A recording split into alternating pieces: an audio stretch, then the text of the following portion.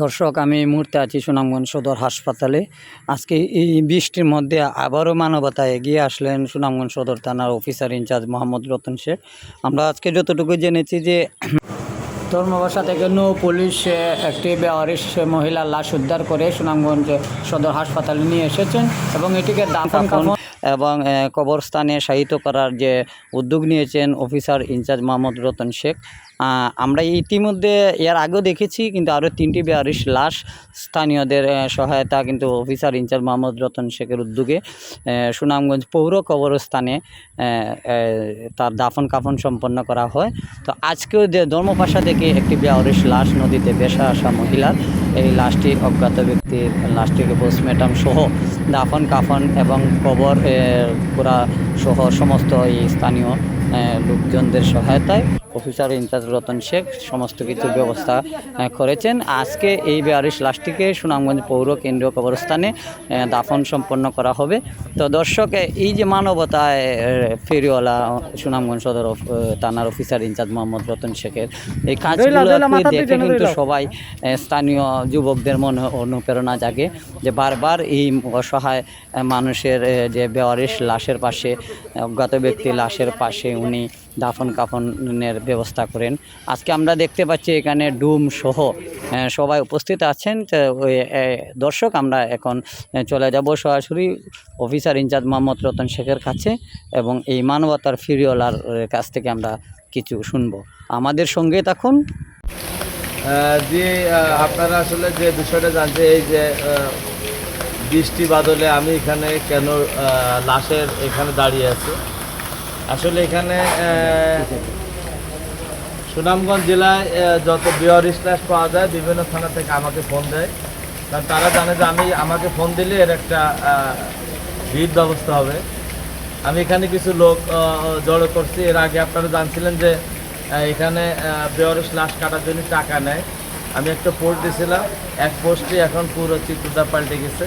এরপরে যত লাশ আছে ডোমরা এবং যারা কাজ করে এবং এখানে যারা হাসপাতাল কর্তৃপক্ষ আছে তারা কাজ করে এবং যারা ডোমে কাজ করে তারা এখন ওই পোস্টের পরে একটি টাকাও তারা এখন নেয় না, বরং আমাদের সহযোগিতা করে। এই জন্য হাসপাতাল কর্তৃপক্ষ এবং ডোমদেরকে ধন্যবাদ দিচ্ছে।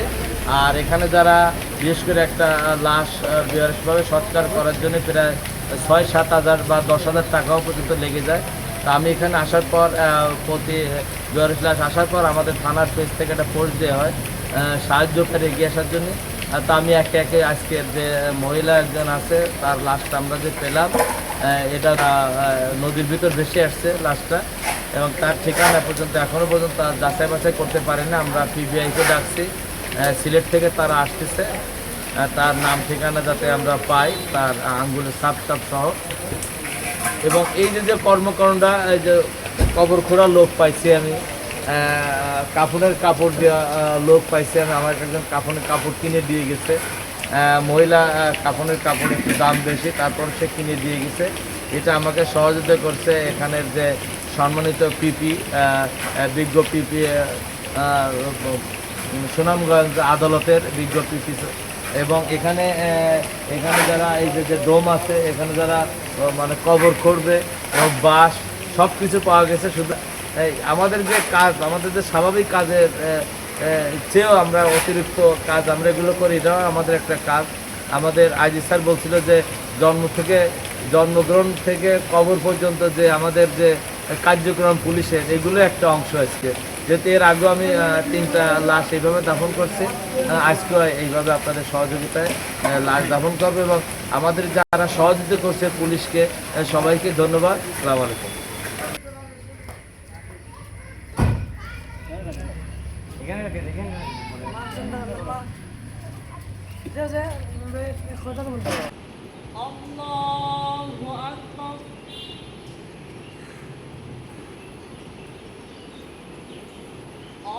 Allahu Akbar. Assalamu alaikum wa rahmatullah. Assalamu alaikum wa rahmatullah.